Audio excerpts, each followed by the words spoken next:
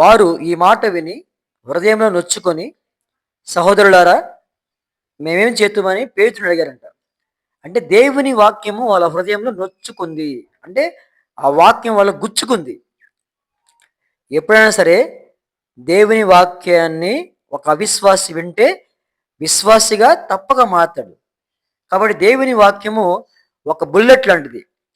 నిజంగా ఆ వాక్యం అనే బుల్లెట్ అవిశ్వాసి యొక్క హృదయంలోకి దూసుకొని పోతే తప్పక అవిశ్వాసి విశ్వాసిగా మారే అవకాశం ఉంది. వీళ్ళంతా కూడా పేతురు వేసిన మాటలు వాళ్ళని బుల్లెట్లా తాకాయి కాబట్టే వాళ్ళు వెంటనే మేము రక్షణ పొందుకుంటామని 3000 మంది ముందుకొచ్చారు. కాబట్టి ఈరోజు వాక్యం కూడా ఒక బుల్లెట్ లాంటిది.